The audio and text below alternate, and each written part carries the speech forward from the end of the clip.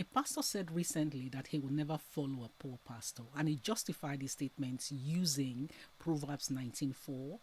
Let's see what it says. Wealth makes many friends, but the poor is separated from his friend. As you can imagine, this caused a lot of uproar and he received a lot of backlash from other church leaders. But you see, I want to focus on this statement from a leadership standpoint. But before we do, let's take a look at the clip. There. Quickly, NLT. I want everybody to read this with me. Very instructive. 1, 2, go. Wealth makes many friends. Poverty drives. Poverty drives. They run away from you. I will never follow a poor pastor. Never. Let's take a look at the leadership implications of this statement. There are 5 areas that I intend to address. Let's start with values misalignment. You see, Christian leadership is rooted in values such as humility, empathy, compassion, service, equality, and the list goes on. What this pastor said is completely contradicts all of that.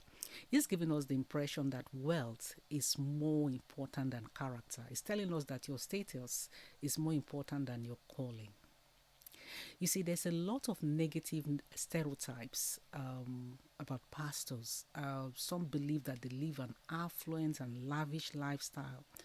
His statement has only fueled that criticism. The church is meant to draw people in, but what he has done with statement like that is more or less ostracizing people. He has also set out some toxic success metrics. He's telling us that financial prosperity is equal to spiritual authority and that visible success equal divine approval, that poverty is equal to incompetence or lack of worth. It's given the impression that there is an exclusive club for wealthy pastors, that leaders who are wealthy are worth following, and those who are poor are not worth the calling. Now, let's pause and think about pastors in remote parts of the world, in villages, who have given their soul to do the work of God. Are we saying they are not worth following? This is actually creating and reinforcing the class bias. It's actually just marginalizing society with that statement. Finally, this statement just shows how far off this pastor is from reality, from day-to-day living. He doesn't understand the daily struggles of people, and he just emphasized he has focused so much on the prosperity gospel, and that is not what we should be talking about. Now, this is where the power of vulnerability in leadership comes into play. Vulnerability is a term we often associate with weakness, but it's perceived differently in modern leadership literature. It is a courage to admit mistakes, to ask for help when needed, because it helps to build trust. In fact, McKinsey and Co. says that showing vulnerability can build connections and trust. But how? It makes you look authentic and human. It shifts the focus from trying to prove perfection and superiority to improving yourself. It means having an open mindset and believing that you can do better. It is the willingness to be touched by others' perspective. People have been talking about this statement.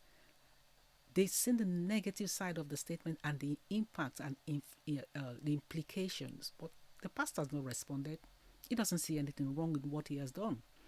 It means you can be trusted as a leader who is transparent and acknowledges when you are wrong.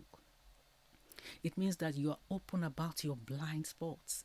Everyone has got blind spots. As a leader, you have blind spots. It also means that you choose humility over reputation management.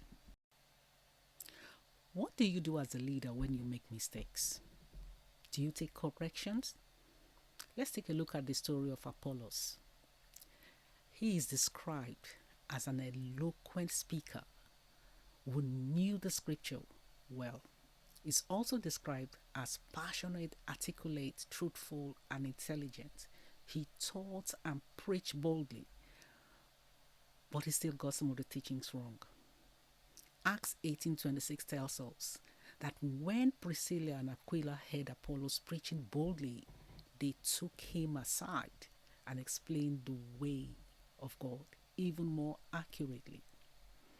The question is, do you have someone who can take you aside when you say the wrong things? Or are you surrounded by yes men and yes women who keep on applauding you whenever you do the wrong thing? Whatever you say is right, they just applaud you. Now, let's see how vulnerability could have led to an apology.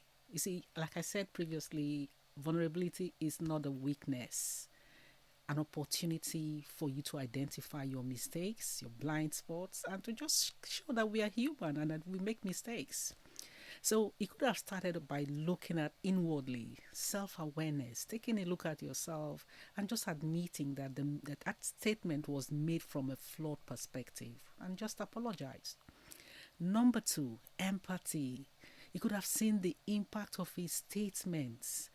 You know, that most of the people who are serving in remote parts of the world, most of the pastors and leaders are not affluent. And he should have taken that into consideration. He should have also considered the fact that most of the followers struggle financially and apologized. Number three, he could have modeled accountability. By offering an apology, he would have set a good example to say, to own mistakes, to own your mistakes. When you make mistakes, you own it. And his followers will see that as a positive thing, and it will help build trust. Number four, an apology would have helped to restore trust, and that will make a significant difference to his ministry. So the next time leadership tests your pride, choose humility. Remember, the strongest words a leader can say sometimes is "I'm sorry" or "I was wrong." Also, remember to lead like Jesus. Serve with humility and let your character speak louder than your platform. As a leader, you carry a lot of influence. So many people are looking up to you. Do not mislead them with your teaching. You need to remember as well that whenever you're teaching, your voice is no longer confined within the four walls of the church. Your voice is now amplified across the world.